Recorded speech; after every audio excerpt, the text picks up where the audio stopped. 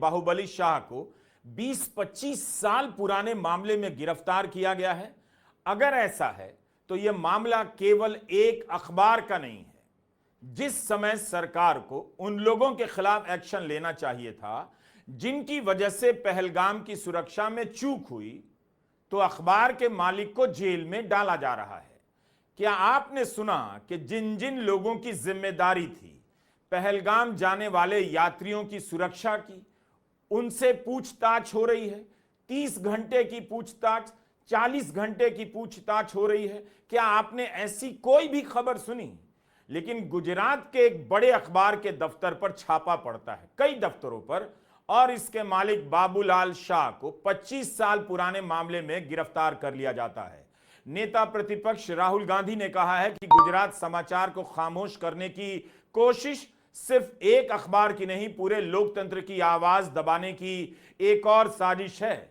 जब सत्ता को आईना दिखाने वाले अखबारों पर ताले लगाए जाते हैं, तब समझ लीजिए लोकतंत्र खतरे में है। बाहुबली शाह की गिरफ्तारी डर की उसी राजनीति का हिस्सा है जो अब मोदी सरकार की पहचान बन चुकी है। देश न डंडे से चलेगा न डर से, भारत चलेगा सच और संविधान से। एफआईआर होगी, पत्रकारों की कितनी गिरफ्तारियां की जाएंगी? 10 साल गुजर गए, हर दिन वही कहानी दोहराई जाती है। कभी इस जिले में, कभी उस जिले में, कभी इस शहर में, कभी उस शहर में। इतना सारा मीडिया खामोश हो गया। पत्रकारिता देश से खत्म तो नहीं हुई, तब भी यह सिलसिला थम नहीं रहा।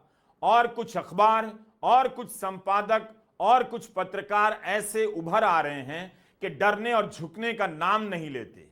हर तरह से सच को बंद कर झूठ का गुब्बारा उड़ाने की कोशिश को पंचर कर देते हैं।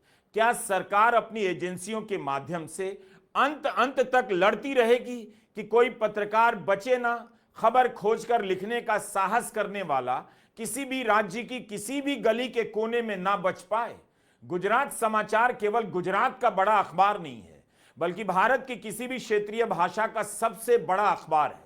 1932 के समय से गुजरात समाचार प्रकाशित हो रहा है। आजादी के आंदोलन में इस अखबार ने जिस भारत का ख्वाब लोगों के बीच पहुंचाया होगा, उसी भारत में आज उसे टारगेट किया जा रहा है। यह उस समय की तस्वीर है जब अखबार को देखकर लोग पत्रकार को कलम के सिपाही कहा करते होंगे। आज सिपाही भेजकर कलम छीनी जा रही है। पत्रकार सरकार की स्याही बन गए हैं। वैसे में गुजरात समाचार अपना काम कर रहा है, करना चाहिए।